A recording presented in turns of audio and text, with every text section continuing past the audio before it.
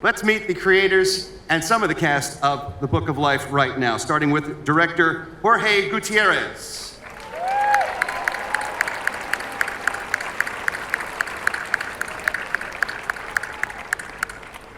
The producer of the film, Mr. Guillermo del Toro.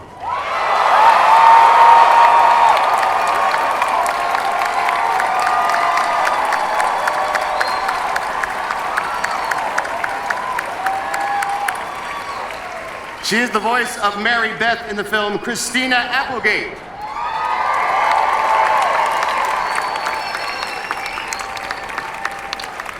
He stars as the voice of Xibalba, Ron Perlman.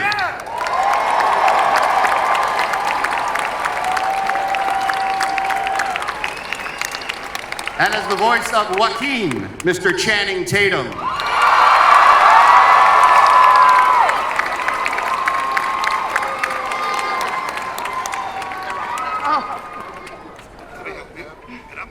The Book of Life is a film unlike anything you've ever seen.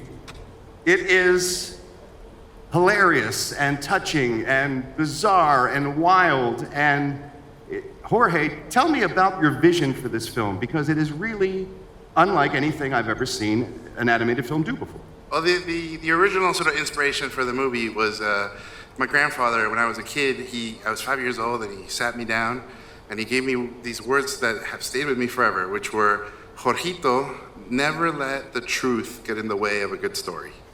And so that got me in trouble, and my grandma hated that saying, but it kind of became what this movie was about. It's all the stories of my family, and it's sort of a recipe book with all the tales that I heard, and we're serving it to the world.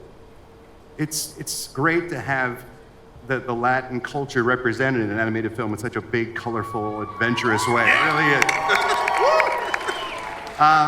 Guillermo, welcome again to Hall H, first of all. Thank you.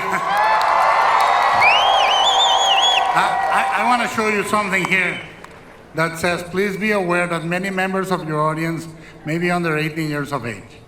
And that's for me. So watch your mouth. I will not curse. All right. A little. I will. Tell me Hang on the floor. But he'll spell out the words. Tell me how you got involved with the project, Guillermo.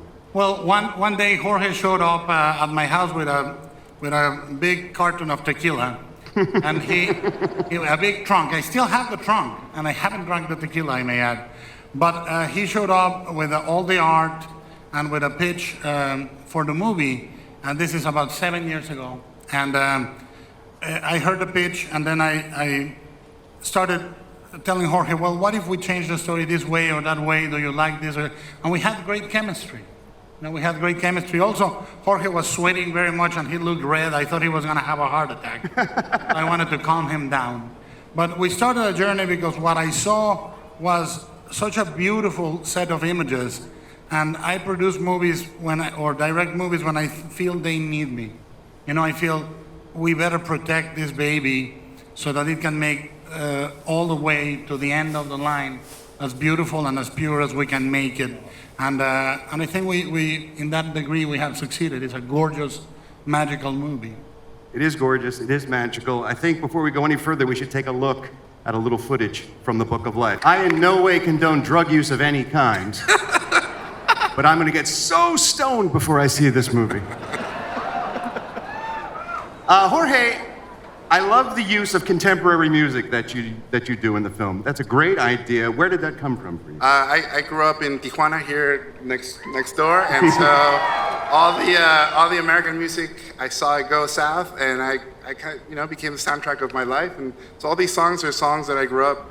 Creep was one of those songs that I felt, and I felt like a creep, that I didn't belong, all these things, and I put it in the script. And I still feel like a creep. Yeah. I never thought the bands would ever let me use it. I imagined at some point some lawyer would tell me to take it out. But the bands got behind the movie, and they let us use all the music. And Just a Friend is one of my favorite songs of all time. So great to see that in there. And speaking of someone who lets you use his music, I think I saw Biz Markie back there, if I'm not mistaken. Biz Markie. So, for example, that was a song that I love, and I have a 5-year-old who watches Yo Gabba Gabba, and so he loves that song. Business beats. I got a 4-year-old. I know Exactly. that. So again, it became this idea that these songs connect generations. Yeah. Now it's a party up in here now in Hall H. I'll tell you that much.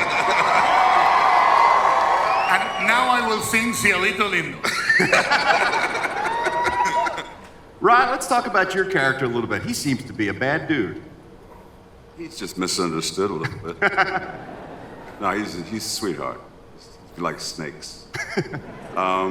He's been around a few thousand years. Him and what's his old lady's name? La Muerte. La Muerta. La Muerta. This reminds me of my old lady. But anyway, no, I didn't mean that. Oh, that's bad. Oh, that's a couch for me. Yeah. Next month. Yeah. Oh, nobody open your mouth, okay? It's all between us, all right? Anyway, he's larger than life. He's used to wheeling and dealing, and he's awfully good at it. But he's in this relationship with this very formidable counterpart, who they adore each other, but it's a few thousand years, so their idea of spicing things up is a little bit kind of expansive. And he's a lot of fun to watch, and he's a lot of fun to play, and I had a ball. Well, you're a brilliant voice actor. You do great work in animation, always. Truly. Channing, was this your first foray into voice acting, into animation, or had you done other voices? I did Superman and Lego, which was a very... Oh, right. Thank you. But that was really just an hour of me and Jonah making fun of each other in a booth, and that wasn't hard to do. So, but this is my... Yes. Did they come to you with the role, or did you have to audition? No, Jorge came to me and told me a story, and I jumped at it right away. I mean, it seems so punk rock to do a movie with this backdrop. I heard you put your own twist on the character when you were first doing your readings. Is that true? Maybe unintentionally, but yeah. Because I have obvious Mexican, Sure, yeah. ancestors. Yeah. Right. So, yeah. But so I guess I put my own twist on it. And Christina, Mary Beth is the first character I think we meet in the film. Yes, I believe so. Can you talk about her role in Book of Life? I am the storyteller, basically. It opens on this museum, and Mary Beth is a tour guide there, and she runs into some little naughty kids, and she wants to give them an adventure, so she takes them into this special room, and she says, I want to show you the Book of Life. So basically, I'm the narrator and the storyteller and the mommy, but there's also a twist to my character. Yeah, beautiful. All right. And she has a teeny tiny waist. I love you back. Do we have time for some questions? Can we get a couple questions from the audience? Let's go to the microphone and see if we can squeeze in a couple questions from the crowd. I'm sure there's a lot you'd like to ask these guys up here. Hi there, what's your question? Hi. Hi. I have a question for Guillermo. Hi, I really love your work. Your work thank in you. Pacific Rim, basically. Yeah. Your work in Pacific Rim basically convinced me to become a director, so I really look up to you. Oh, thank you. And I was wondering, what made you jump on this project, specifically? Because all of your other projects, Hellboy, Pacific Rim, and Pan's Labyrinth, they're all so different from this, and I was wondering what the differences and pros and cons were. Well, I think that is very important, first of all, to do things that call you and they need you, and that you feel you have a need to protect, and but at the same time, things that will give you a sense of fun and creation and life. And when we stumble on that project, you feel a kinship. Like Jorge is like my twin brother. We come in the same package, like the Pingüinos Marinela. It's like two round things together, And I truly felt like huge kinship. The visuals and the fairy tale-like story in a way, and the profound roots that it has in our culture. All that I felt privileged to be part of it. And ultimately, what is funny is each movie you do presents to an audience another side of your personality. When I did Kronos, people were surprised when they saw Hellboy or Blade. They said, oh, is that the same guy? Devil's Vagabond or Hellboy. Very different, and at the same time, I feel that everything I get involved in, I have a kinship with, be it the orphanage, be it this, be it Hellboy or Pacific Rim, whatever it is, there's a huge chunk of heart in there, greasy and clogged with cholesterol, but heart nevertheless. Thank you for your question. Hi there, what's your question? Hi. First of all, comment to Ron. I almost said Burgundy because I saw Christina, but Ron Perlman. Love Clay Morrow, love Hellboy. Just wanted to say amazing. Yeah, man! But just a question about the environment, creating Hellboy versus creating this underworld, the artistry, kind of the whole vibe. How do you contrast those two worlds? How are they similar? That's for him? Chuck? For both. My comment was for Ron, but the question was for you. Oh, there you go. Yeah, Jorge. You don't love me. Christina and Ron. That was love understood. Oh, right, okay. No, I think that the creation, I mean, a producer is there, whatever kinship exists, to support the director, to challenge him, to support him, to nurture him, to nag him, all of that. So the question is better answered by Jorge. Well, creating the world, I just like with these guys, I kind of thrive on collaborating. And so the Land of the Remember, the sort of the dead world you guys saw, I work very closely with Paul Sullivan, our art director, and Simon Barella, our production designer. Sandra Kiwa, who's my wife, designed all the female characters in the movie. I designed all the male characters in the movie. So they kind of just got into my brain, and they saw I showed them everything I love. I'm referencing video games and operas and, you know, my grandma's version of stories. And churros. And churros. I mean, this might be my last movie, so I figured I'm gonna put everything in. This is it.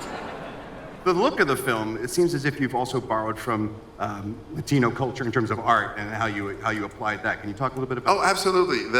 Day of the Dead is very dear and near to my heart. I got married on Day of the Dead because I wanted my best friend who had passed away to be my best man. So that was the day I knew he would show up.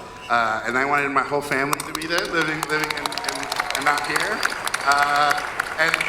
And so I really, truly love folk art, and I love seeing the artisan's hands and the imperfections. I think that's what the dirt gives it flavor, is what I always say. And so the look of the movie is very much a love letter to those things. Day of the Dead is a very beautiful, the iconography is everywhere. You see a skull with a sombrero, you know it's Day of the Dead. And as cool as, you know, lowbrow culture and punk culture, all these things have borrowed from it. My favorite thing about it is what's underneath that. And it's the core belief of the holiday, which is, as long as we tell the stories of those who came before us, as long as we tell their jokes, as long as we sing their songs, as long as we cook their dishes, they're with us and they're inside of us. And the moment we don't talk about them, they're gone. Viva México, cabrones! Viva los muertos! We have time for just He one didn't more. say anything about Spanish. We will not translate that last remark, Guillermo. We have time for one more question, and you're it, sir. What's your question? Hi, my name is Mike. This lesson is for Channing Tatum. Channing, you're known for your good looks and your physicality. what was it about just your voice that you felt you could add to this role in this movie?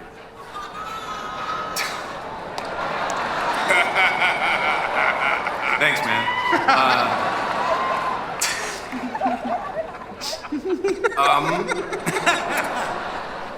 They told me I was going to be able to have an amazing mustache in this movie, and I really felt like my voice seems like it needs a mustache, so that was it. You can hear it. You can hear the mustache in your voice. Yeah, it feels very supple and lush, doesn't it?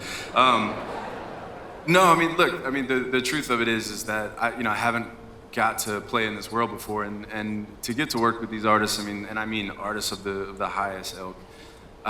It's like working with a net. You almost can't do anything wrong. They want you to just trust them, and as long as you trust them and just give it all, and it's called animation for a reason, and you try to be really animated, even though you're not on screen, and that's really it. And just try to bring a little heart to something that you don't actually get to embody. I think that another thing that Channing does uniquely, and he does it in this movie, is that he has the physical part, but he has an incredible, very, very adorable vulnerability. you know? And that's an accessibility and a humanity that it comes through the voice. And listen, Just a big puppy Thank you, my dog. friend. I appreciate it. Yeah, he's beautiful on the inside. I admire him also. His stripper career is fantastic. I would have made more money because I would have charged to put my clothes on. And I would have been a billionaire, but you know. I'm a little offended that you didn't pose that same question to me. Yeah. So, Christina, you're hot. You're hot. Don't try to save it now, bro. Yeah, it's too late. You had your one moment. You couldn't matter. Mike, You could have. Mike, take your hand out of your pocket when you do one of those things. One thing, man. And on that note, please help me thank these guys from the Book of Life. Jorge, Guillermo, Christina, Ron, and Channing.